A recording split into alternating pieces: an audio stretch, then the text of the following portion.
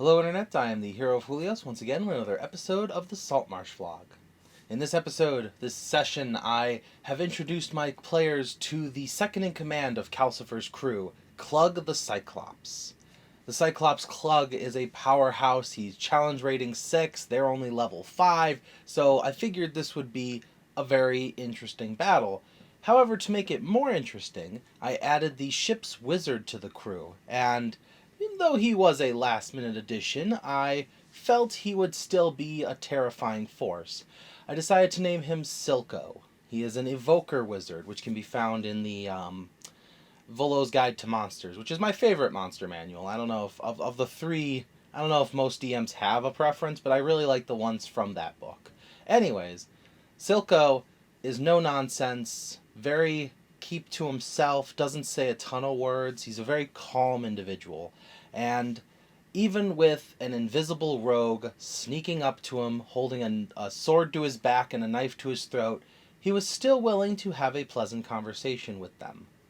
He spoke with the female of the two rogues, the twin, the girl rogue, and the two of them discussed, how does the mirror work? Will you let my brother out? What happens if we shatter the mirror? And the whole time Silco is trying to keep everything he says honest while also keeping information to himself. For example, when they asked what happens when the mirror breaks, Silco honestly said very bad things will happen. Now, by that he meant the mirror will break, everyone will be freed, and I will be harmed by my captain because I failed to get the mirror back successfully. Silco is a threat, a real threat. He knows Bigby's hand, he knows Fireball, he knows Chain Lightning, which I did not use on my players in this fight. Once the fighting actually started, which, long story short, fighting did start, he used Bigby's hand to float himself above the battle, telling Clug that he would only interfere if he needed to.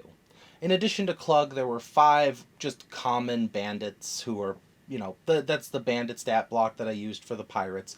And one pirate was actually convinced by the party's monk to give up, to not be a pirate, to surrender peacefully. And because he did, Kale has joined the pirate crew, or not pirate crew, has joined the crew of the Bean's Ghost.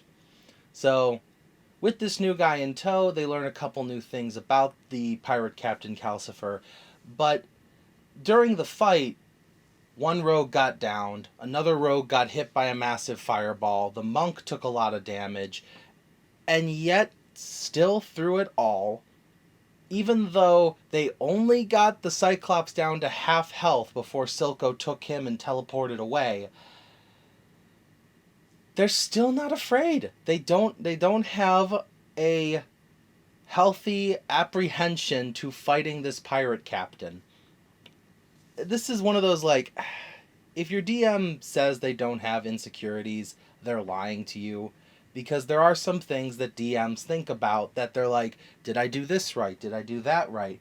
My biggest problem right now with myself as a DM is, am I building up this villain properly? Because no matter what townsfolk tell them to beware, what military force tells them to be careful, even after meeting a Cyclops and a wizard under this guy's command, they still think this is going to be a one-shot fight that they can just waltz in, kill the guy, and waltz back out unscathed. I've even killed a player character finally, and they still have no fear of death. So I'm wondering if I'm just bad at building up a villain, or if my players might just be psychotic.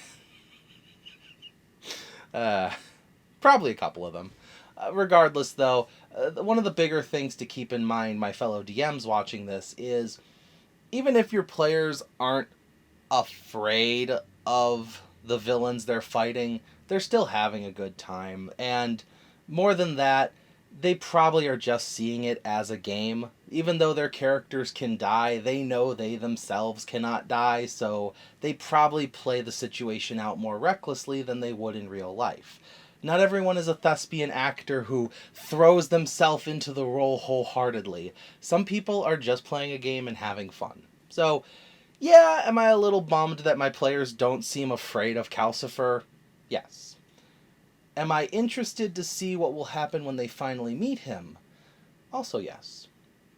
But for now, they're returning to Saltmarsh. They dismantled Clug's ship, which was known as Clug's Armpit, and they are making their way to Saltmarsh with their new money in tow. They're probably going to buy some magic items, maybe some recruiting some more maybe military force to help them.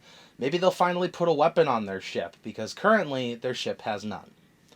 But that's pretty much all that's going on. I think my fighter character, from what I've been told, the fighter is coming back to the party. Unfortunately, the paladin can't make it anymore, so the fighter is going to come back into the party, which will be interesting because his character left before Bean died. So, I'm going to say next session's probably a roleplay session. Regardless, thank you for watching as always, and I will see you in the next video. This is the Hero of Julios, Xing out.